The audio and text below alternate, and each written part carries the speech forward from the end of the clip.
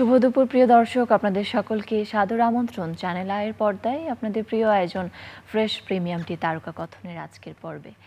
দর্শক, আলো যখন পর্দায় ছায়া খেলে, শব্দ যখন হয়ে ওঠে আত্মার ভাষা, সেই ভাষার স্বপ্নদ্রষ্টাদের একজন ছিলেন ফজলুল হক। চলচ্চিত্র, সাংবাদিকতা কিংবা পরিচালনা সব ক্ষেত্রেই তিনি ছিলেন একজন অগ্রগামী সাপনিক। তার কাজ এক প্রজন্মের জন্য ছিল এক অনুপ্রেরণার ব্যাপার। এবং আজকের এই আয়োজনে, আজকের দিনে অর্থাৎ তার জন্মদিনে আমরা শ্রদ্ধা এবং স্মরণে ফজলুল হককেই রাখতে চাই, তাকে নিয়েই কথা বলতে চাই, শুনতে চাই তার কাজ সম্পর্কে, তার ব্যক্তি জীবন সম্পর্কে।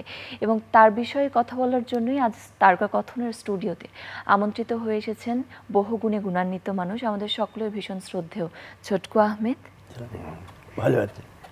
এবং আমাদের সাথে আরও আছেন সাংবাদিক এবং চলচ্চিত্র গবেষক আব্দুল্লাহ জায়েদ। স্বাগত আপনাদের, শুভেচ্ছা। শুরুতেই আমরা জানতে চাইবো আব্দুল্লাহ জায়েদ, আপনার কাছে ফজলুল হক সম্পর্কে আজকের দিনে কি বলবেন? ফজলুল হক সাহেব বাংলাদেশের একেবারেই অগ্রগামী একজন সাংবাদিক, চলচ্চিত্র পরিচালক। তারপরে অন্যান্য পরিচয় আছে, যেমন উনি প্রকাশনা করেছেন ইংল্যান্ড প্রেস এবং একটি স্টুডিও করতে চেয়েছেন গ্রিন উড স্টুডিও। তারপরে ঘড়ির বাংলা লেখা বাংলা ঘড়ি নামে উনি সেটা চালু করেছিলেন। তো ওনার শুরুটা অনেক কিছু, কিন্তু আমি যেটা বলবো যে বাংলাদেশে যখন কোনো অবকাঠামোই তৈরি হয়নি, তখন তিনি চলচ্চিত্র সাংবাদিকতায় ঝুঁকলেন। সেই 1950 সাল বগুড়ার একটা মফস্বল শহর থেকে তিনি সিনেমা নামে একটি পত্রিকা বের করলেন। এটা আশ্চর্যের ব্যাপার যে যে দেশে যখন সিনেমা নিয়ে কোনো অবকাঠামোগত চিন্তাভাবনাই করা হয়নি, সেখানে তিনি একটি মফস্বল শহর থেকে একটি সিনে পত্রিকা বের করছেন। একটা অবাক করা কাণ্ড। সেই পতিত যশা, আমরা তাকে অগ্রপ্রতীক বলি, অগ্রনায়ক ফজলুল হক সাহেব। গতকাল 26শে মে ছিল তার জন্মদিন। 1930 সালের 26শে মে তিনি জন্মগ্রহণ করেছিলেন। তো কথা হচ্ছে যে উনি সিনেমা পত্রিকা বের করার 2 বছর পরে ঢাকায় চলে আসলেন, মাত্র 3000 টাকা হাতে নিয়ে। ঢাকাতে এসে পুরান ঢাকায় ওয়ারিতে উনি 2টো রুমের একটি অফিস নিলেন, একটি রুমে থাকতেন এবং একটি রুমে পত্রিকা বের করতেন। তো সেই পত্রিকার গেট আপ, মেকআপ আপনি যদি আজকে দেখেন, দেখবেন যে সেই সময় তখন ডিজিটাল কোনো কিছু ছিল না, অ্যানালগ সব কিছুই। তারপরে নির্বাক ছবি হতো, তখনও সবাক ছবি তৈরি হয় নাই সেই 50 সালে। এত সুন্দর মেকআপ, গেট আপ এবং তার যে ভাষা এবং মেকআপের যে স্টাইল, দেখলে আপনি অবাক হয়ে যাবেন যে আজ থেকে 75 বছর আগে তিনি যে স্বপ্ন দেখাইছিলেন আমাদেরকে, সেই স্বপ্নে আজকে আমরা হাজির হয়েছি। একদম, এবং সেজন্যই আমরা তাকে বলি আসলে তিনি একজন অগ্রগামী সাপনিক। অনেক ধন্যবাদ আপনাকে। আমি ছোটকু আহমেদ, আপনার কাছে চলে যাচ্ছে, কি বলবেন আসলে তার সম্পর্কে?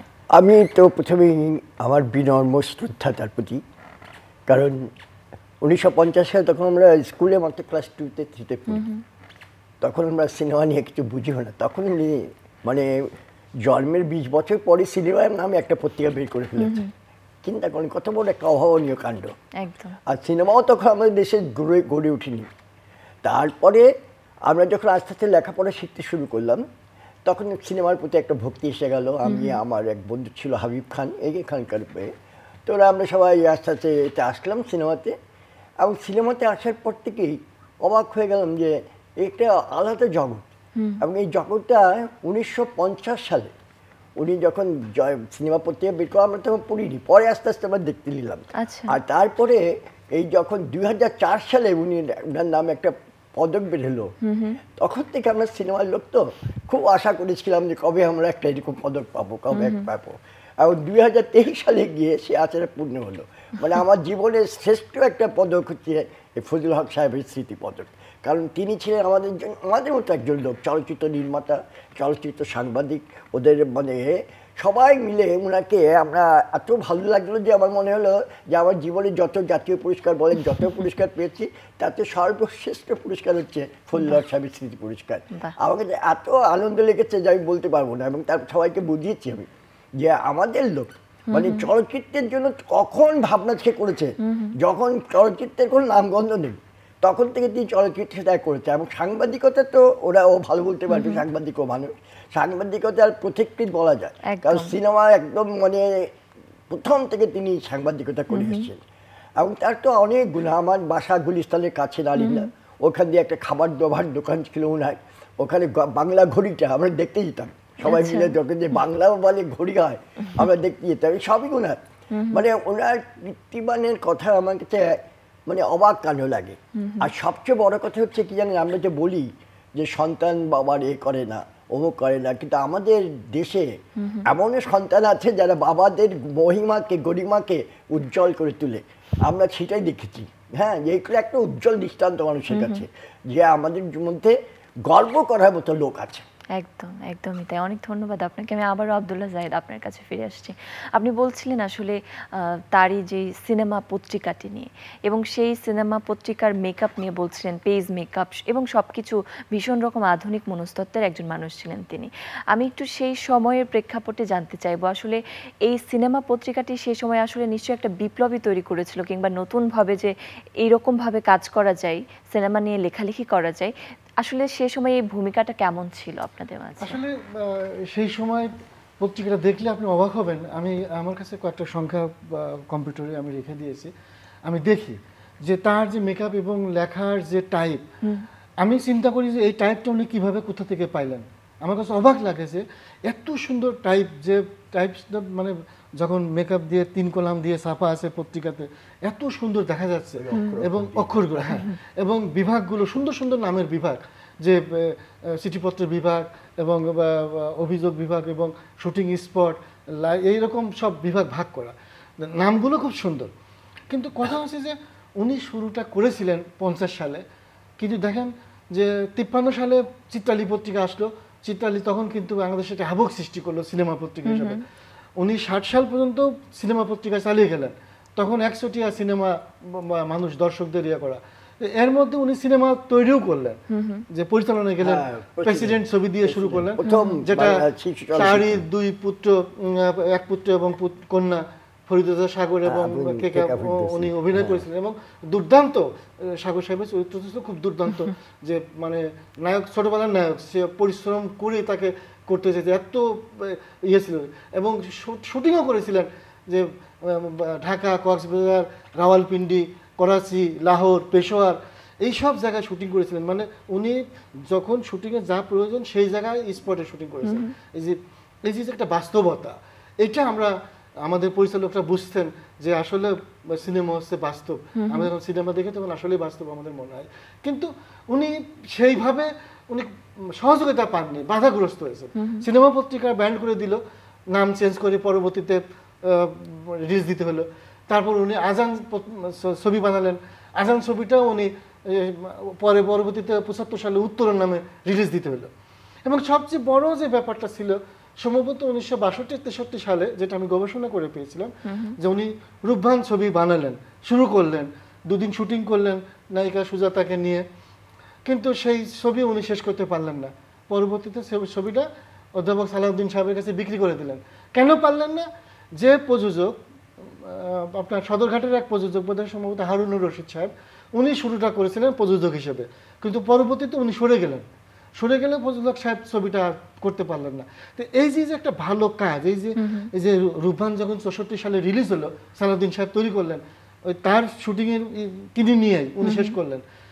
পূর্ব পাকিস্তান এবং পশ্চিম পাকিস্তানে হ্যাভক সৃষ্টি করলেন বাংলা সিনেমা। এই বাংলা সিনেমা যে তখন শুরু হলো বাংলাদেশ, পূর্ব পাকিস্তান এবং পশ্চিম পাকিস্তানে, তারপর থেকে সিনেমার জোয়ার তৈরি হয়ে গেল। তো এই জিনিসটা তো উনি শুরু করে দিয়ে গেছিলেন, কিন্তু উনি সেই সুবিধাটা পাননি। এখন হয়তো ওনার সন্তানেরা সবাই এস্টাবলিশ, বড় জায়গায় আছেন, কত লোক তাদের সাথে আছেন এবং আন্তরিকভাবে আছেন, আমরাও আছি তাদের সাথে আন্তরিকভাবে, যে একটা সৃষ্টিশীল কাজ করে গিয়েছেন, তাদের সাথে আমরা আছি। যদি উনি সহযোগিতা পেতেন তাহলে তার ইংল্যান্ড প্রেস ওই সময়, সেই 50-এর দশকে, 60-এর দশকে উনি প্রথিতযশা, এখনকার যারা বাংলাদেশের প্রথিতযশা লেখক, তাদের গল্প ছাপিয়েছেন তার ইংল্যান্ড প্রেস থেকে। এবং তার মধ্যে আমজাদ ভাই, জহির রায়হান এবং আরও বেশ কয়েকজন নাম করা আছে, তাদের গল্প তিনি ইয়ে করেছেন। তারপরে উনি হলিউড স্টাইলে উনি স্টুডিও বানাবেন গ্রিন উড নামে, সেটা উনি ই করলেন যে আমি এটা করব ঢাকার বাইরে। এই যে একটা স্বপ্ন, সেই স্বপ্নটা উনি বাস্তবায়ন করে যেতে পারেননি, কিন্তু সেই স্বপ্নগুলো এখন মানুষ ধারণ করছে। এখন ফজলুল হককে সবাই সম্মান দিচ্ছে, গবেষণা করে আমরা যা পাচ্ছি যে আসলে আমরা যদি তাকে সম্মান না করি তাহলে আমরা ভুল করব। এটা আমাদের নৈতিক দায়িত্ব তাকে সম্মান করা, কিন্তু সেইভাবে রাষ্ট্রীয়ভাবে এখনো তাকে সেইভাবে সম্মান জানানো হয় নাই। আজকে ওনার নামে এফডিসিতে ফজলুল হক স্মৃতি মিলনায়তন করা হয়েছে, একটা সুন্দর একটা মিলনায়তন, ভালো।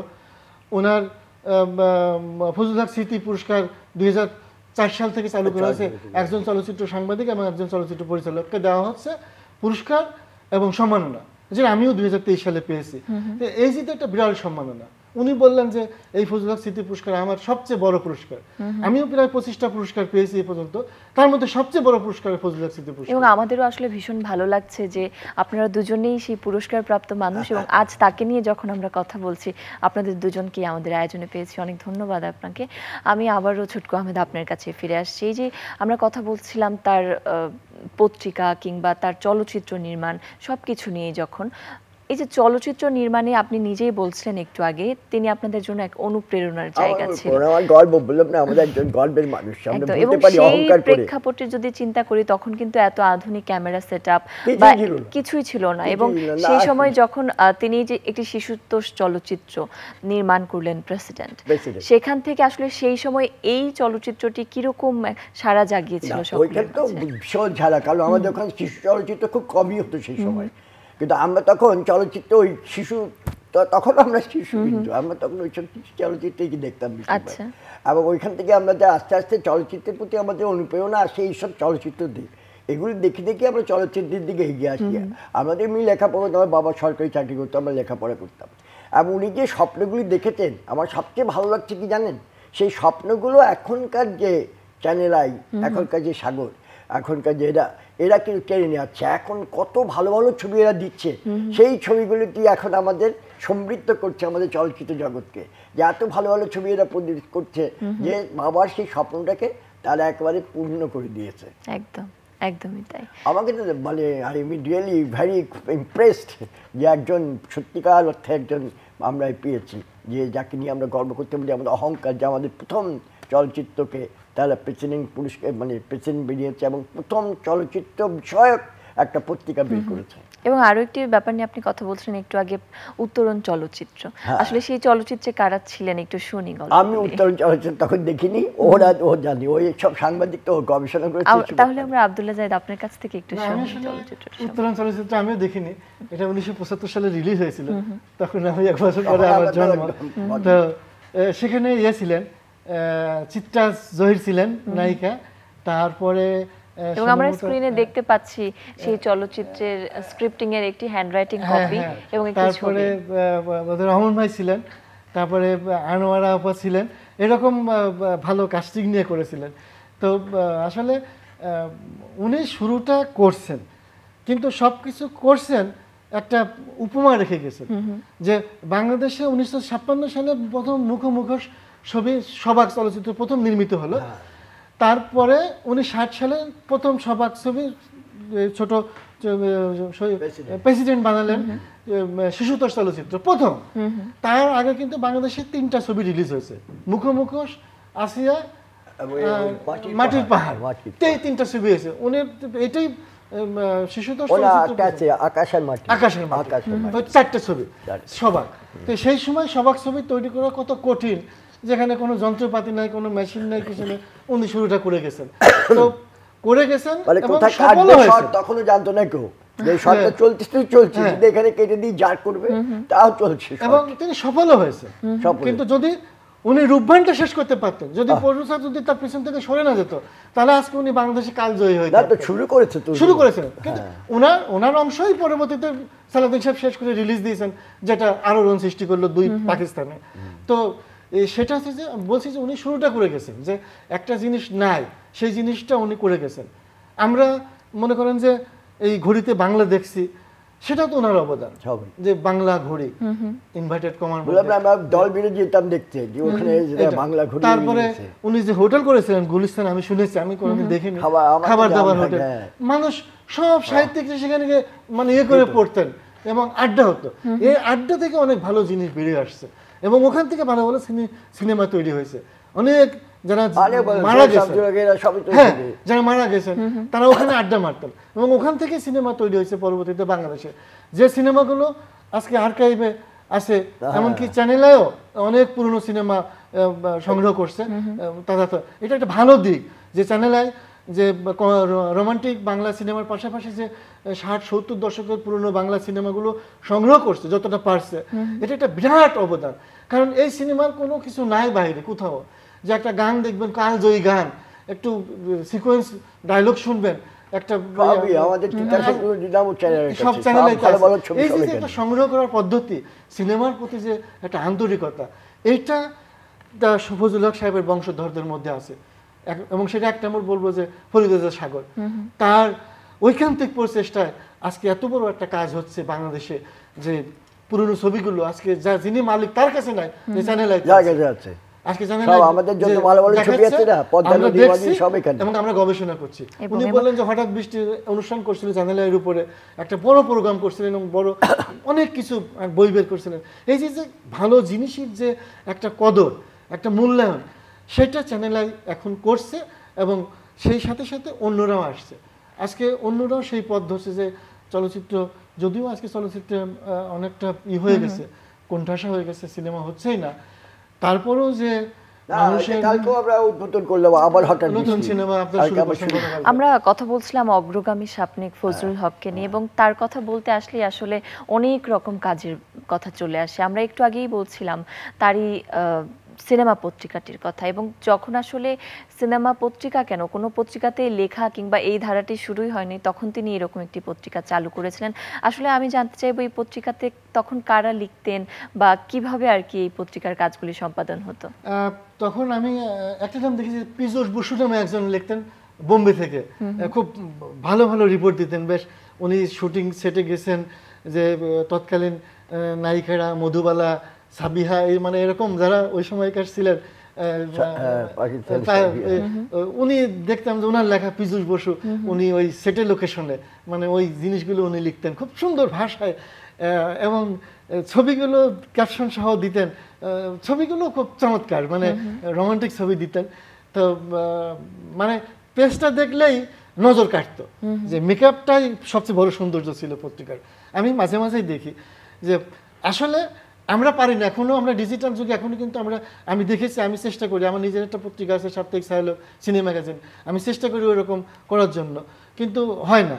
এটা আসলে উনি কোন পদ্ধতিতে করতেন, এটা সম্পূর্ণ তার ব্যক্তি সত্তা ছিল। কিন্তু অনেক কাজের মধ্যে তার একটা কাজ আমার এখন মনে পড়ে গেল, যে উনি এই যে এখন যে হাই রাইজ বিল্ডিং হচ্ছে আবাসিক প্রকল্প, এটা উনি শুরু করেছিলেন। এটা মানে আমি গবেষণা করে দেখলাম যে উনি এই আবাসিক প্রকল্পটা উনি সেই সময় ছাদের উপরে ছাদ, মানুষ একসঙ্গে বাস করবে, এটা ভাবতো না কেউ, যে উনি সেই জিনিসটা শুরু করেছিলেন, যে আবাসিক প্রকল্প। এই জিনিসটা উনি মানে সাকসেসফুল হতে পারেননি। পারেননি আসলে কি, যে নতুন জিনিস শুরু করেছে, নতুন জিনিস, কেউ সেভাবে এগিয়ে আসেনি। কেউ যদি এগিয়ে আসতো তাহলে আমরা নতুন নতুন কিছু পাইতাম। আজকে আমরা হয়তো অনেক আগে থাকতাম। যেমন আজকে আমরা যদি বলি যে চলচ্চিত্র সাংবাদিকতায় আমরা স্বর্ণযুগ পার করেছি, 80-90 দশকে যেসব চলচ্চিত্র সাংবাদিক এসেছেন, ঢাকা ইউনিভার্সিটির টিচার আহমদ জামান চৌধুরী চিত্রালী সম্পাদক ছিলেন, অনেক ছবির কাহিনীকার, গীতিকার। সেখানে কি তার পরিবারের কেউ? সেখানে উনি চলচ্চিত্র সাংবাদিকতা আসতেন, ইউনিভার্সিটি টিচার শিক্ষকতা ছেড়ে চলচ্চিত্র সাংবাদিকতা। আমি ঢাকা বিশ্ববিদ্যালয়ের ছাত্র ছিলাম, আমি ফার্স্ট ইয়ারে পড়ি, তখন এফডিসিতে আমি একদিন ঢুকছি, আজ পর্যন্ত বেরোতে পারিনি। আজকে 28 বছর এফডিসিতে আছি এখন পর্যন্ত, যদিও আমি আমার এখন অন্য সেক্টরে আমি সাংবাদিকতা করি, কিন্তু এখানে আছি এফডিসিতে। এবং আমরা যখন এই পত্রিকা নিয়ে কথা বলছিলাম, তখন কিন্তু আমরা জানি সেই পত্রিকাতে প্রখ্যাত কথা সাহিত্যিক রাবেয়া খাতুনও লিখতেন, সম্পাদক ছিলেন, রাবেয়া খাতুন লিখতেন। তারপরে আমাদের আজিজ মেহের, তারপরে আমাদের আরেকজন বিখ্যাত সাংবাদিক, তারপরে সৈয়দ শামসুল হক সাহেব, তারপরে এমনকি ওই সময়কার কিছু পরিচালকও লিখতেন, তারাও লিখতেন এরকম। কিন্তু যেগুলো স্টুডিও খবর সেগুলো যেমন বললাম যে বোম্বে থেকে পীযূষ বসু পাঠাচ্ছে, পাকিস্তান থেকে কি যেন নাম তারা ওই ইয়া করছে এইভাবে পাঠাতেন, আর উনি সেটা ছাপিয়ে আবার সেখানে বাজারজাত করতেন। কিন্তু ওনার মানে আর্থিক সঙ্গতি ছিল, সমস্যাও ছিল, যে কারণে উনি একটা পর্যায়ে প্রেস বিক্রি করে পত্রিকা চালু রাখছেন। তো এই যে একটা মানসিকতা, চলচ্চিত্রের প্রতি যে ভালোবাসা, সেই ভালোবাসা থাকলে অনেক কিছু সম্ভব হয়। আজকে আমি ঢাকা বিশ্ববিদ্যালয়ে পড়ে চলচ্চিত্র সাংবাদিকের বাইরে আমি কোথাও যাইনি, 28 বছর চলচ্চিত্র সাংবাদিকতার সঙ্গে আসছে, আজকে কোথাও একটা চাকরির জন্য অ্যাপ্লিকেশন করে রাখি, কিন্তু আমি ঢাকাতে, আমি পরিবার নিয়ে আমি আমার নিজস্ব ইয়েতে আসি। অনেক ধন্যবাদ আপনাকে। আমরা আবারও ছুটকু আহমেদ আপনার কাছে ফিরে আসতে চাই। তিনি একটি পত্রিকা সম্পাদনা করছেন, একই সাথে তিনি চলচ্চিত্র নির্মাণ করছেন। আপনার কি মনে হয় আসলে এই দুটি দিকে উনি ব্যালেন্স করতেন কিভাবে? আসলে ওনার ট্যালেন্ট অনেক বেশি ছিল। ট্যালেন্টের মানে ওনার আমরা এক একটা আবিষ্কার করার, এক একটা জিনিস ইনভেন্ট করার ওনার অনেক বেশি প্রচেষ্টা ছিল, এবং সেই প্রচেষ্টাগুলিকে উনি সার্থকতার দিকে নিয়ে গেছেন। উনি চলচ্চিত্র যখন নির্মাণ করছেন তখন বললাম না, তখন আমাদের চলচ্চিত্র খুব কম, তার মধ্যে উনি চলচ্চিত্র নির্মাণ করেছেন, একের পর এক চেষ্টা করে গেছেন। কিছু চলচ্চিত্রের পরে আজান করে যে বললাম উত্তোলন করেছেন এবং করেছেন। আমরা তখন তাগুলো চলচ্চিত্র ওইভাবে জড়িয়ে যাইনি। আমরা চলচ্চিত্র যখন আসি তখন ওনাকে ওইভাবে আমরা পাইনি, কিন্তু আমাদের আদর্শ হিসাবে ওনাকে পেয়েছি আমরা। আমাদের আদর্শ ছিল তখন মহিউদ্দিন সাহেব, তারপরে এহতেশাম, এই যে এরা ছিল, এদের দিয়ে আমরা চিন্তা করতাম যে আমরা একদিন ওদের মধ্যে চলচ্চিত্র হব। ওনাদের চলচ্চিত্রগুলো মানে আমাদের ওইভাবে দেখার সৌভাগ্য হয়নি, কিন্তু আমরা জানতাম এরা আমাদের চলচ্চিত্রের অগ্রগামী, আমাদের চলচ্চিত্রের অগ্রপথিক। এদের জন্য আমাদের সেই বিনম্র শ্রদ্ধাটা সবসময় থাকে। এবং চলচ্চিত্রের কথা যদি চিন্তা করি তখন কিন্তু একটা ভাষার ব্যাপার চলে আসে। আমরা যদি সত্যজিৎ রায়ের চলচ্চিত্র দেখি, তার একটা ভাষা আছে, চলচ্চিত্রের ভাষা দুটি, একটি তার চলচ্চিত্র দেখলে আমরা বুঝতে পারি এটি তার করা। সেই রকম ফজলুল হকের চলচ্চিত্রে কোনো সিনেমার ভাষা তিনি বের করে আনার চেষ্টা করেছিলেন কি? আমি কিন্তু ওইভাবে চলচ্চিত্র ওনার দেখিনি, তবে আমি জানতাম যে ওনার চলচ্চিত্র ভাষাটা ওনার নিজস্ব স্টাইল একটা, উনি কারোর সাথে কোনো রকম অনুকরণ করা যাবে না। ওনার চলচ্চিত্র ভাষাটা ওনার নিজের সৃষ্টি, এবং সেই ভাষাটা এত সহজ ছিল, এত সোজা ছিল যে বাচ্চা থেকে শুরু করে বুড়ো বৃদ্ধ সবাই ওই ভাষাটা বুঝতো। এখনকার মতো ইন্টেলেকচুয়ালি ওই ভাষা দিয়ে নিজেকে প্রতিষ্ঠা করার চেষ্টা ওনার ছিল না। উনি ছিল সহজভাবে ভাষা দিয়ে মানুষকে, সব বিগ একটা মানুষকে, গণমাধ্যমকে, জনগণকে তার মধ্যে আঁকড়িয়ে দিতে। এখন যেমন আমরা করি যে এমন সব ভাষা দিই যেটা আমি বুঝি আমার আর লোকজন বুঝে না, এরকম ছিল না। মানে সহজ, খুব সহজ ভাষায় কাজ করতে উনি, মানে একেবারে সর্বজন গ্রাহ্য একটি ভাষায় তিনি কাজ করেছেন। আমি আবারও আসছি আব্দুল্লাহ জায়েদ আপনার কাছে। এই যে এই বিষয়টা নিয়ে যখন আমরা কথা বলছিলাম যে বিভিন্ন ধরনের কাজে তার যে একটা উপস্থিতি এবং প্রত্যেকের কাছে একটা অনুপ্রেরণার জায়গা, একটা অগ্রগামিতার জায়গা, তখন আসলে আপনার গবেষণালব্ধ জায়গাতে আপনি কি পাচ্ছেন? তিনি আসলে তার প্রচেষ্টাটা আসলে কি ছিল? আমি একটু ভাষার কথা বলি যে ফজলুল হক সাহেবের সিনেমার ভাষাই ছিল আসলে বাংলা, একদম খাঁটি বাংলা। কারণ প্রেসিডেন্ট লিখেছেন ওনার সহধর্মিনী রাবেয়া খাতুন, দুঃসাহসিক অভিযান উপন্যাস, ছোট গল্প উপন্যাস, ছোট উপন্যাস। সেখানে তার ভাষা তার পারিবারিক ভাষায় বলা চলে, এবং উনি ফোক ধর্মের প্রতি, ফোক ভাষার প্রতি দুর্বলতা ছিল, যেটা রূপবান শুরু করেছিলেন, রূপবান শেষ করতে পারেননি। কিন্তু উনি কলকাতাতে কিন্তু সাত ভাই চম্পা নির্মাণ করেছেন ফোক, এবং চিরসাথী নামে আরও দুটো ছবিও কলকাতাতে করেছিলেন। তো এই যে ভাষা, এই ভাষাটা উনি একদম গ্রামগঞ্জের ভাষাটাকে উনি সেলুলয়েড পর্দায় তুলে আনার চেষ্টা করেছেন। আর যেটা আপনি বললেন যে কি একটু বললেন যে মানে তার সময়কার তার কর্ম স্পৃহা, আসলে এই স্পৃহাটা উনি, আমার যেটা ধারণা যে আমি যেটা গবেষণা করে দেখেছি যে উনি যেখানে হাত দিয়েছেন উনি সফলতার দ্বার প্রান্তে পৌঁছাবেন, কিন্তু গিয়ে উনি ফিরে আসছেন। অর্থাৎ ওনার তো আর্থিকভাবে উনি তৈরি করে দিচ্ছেন, রাস্তা দিয়ে উনি হাঁটছেন, তৈরি করে দিচ্ছেন, কিন্তু পিছন থেকে কেউ বলছেন যে আমি আসি আপনার সঙ্গে, কিন্তু হয়তো তিনি সেভাবে সহযোগিতা পাননি। আমি বললাম যদি উনি সহযোগিতা পেতেন তাহলে আজকে হলিউড যেমন আজকে পৃথিবীর বিখ্যাত স্টুডিও, আজকে আমাদের এফডিসি একমাত্র রাষ্ট্রীয় স্টুডিও, ওরকম উনি করছিলেন গ্রিনউড, হলিউড উনি নামের সাথে মিলিয়ে গ্রিনউড করছিলেন। বলছিলেন ঢাকার বাইরে সিরাজগঞ্জের ওইখানে করবেন, যে সেখানে লেখা থাকবে গ্রিনউড, বড় করে লেখা থাকবে হলিউডের মতো। এই যে স্বপ্নের চেতনা, এই চেতনাগুলো আমরা শ্রদ্ধা করি। এবং আমি সাংবাদিকতা শুরু করছি 28 বছর আগে, আমি ওনার গবেষণা করি, ওনার সাংবাদিকতা ফলো করি, কিন্তু আমি পারিনি। আমি বললাম যে আমি দৈনিক পত্রিকাতে আছি, কিন্তু আমার নিজের সিনেমা পত্রিকাও আছে, কিন্তু আমি ওই যে সিনেমার পত্রিকার যে ফজলুল সাহেবের স্টাইল, এইজন্যই তিনি এখনো আমাদের শ্রদ্ধায়, আমাদের স্মরণে আছেন এবং থাকবেন, তেমনটাই আমরা প্রত্যাশা করি। একদমই তাই। আপনাদের দুজনকেই অনেক ধন্যবাদ এবং আজকে তার সম্পর্কে আমরা আপনাদের কাছ থেকে অনেক কিছু জানতে পারলাম এবং তিনি সবসময় আমাদের জন্য একটি অনুপ্রেরণার জায়গায় হয়ে থাকবেন, তেমনটাই প্রত্যাশা করি আমরা সকলে। আপনাদেরকে আবারও অনেক ধন্যবাদ আমাদের আয়োজনে আসার জন্য। এবং প্রিয় দর্শক, সত্যি ফজলুল হক একজন অগ্রগামী স্বপ্নিক, একজন স্বপ্নদ্রষ্টা, একজন পথিকৃত। তার প্রতি চ্যানেল আই পরিবারের গভীর শ্রদ্ধা জানাচ্ছি এবং আপনাদের সকলকে অনেক ধন্যবাদ আমাদের আয়োজনের সঙ্গে থাকার জন্য। আজকে এখানেই বিদায় নিচ্ছি।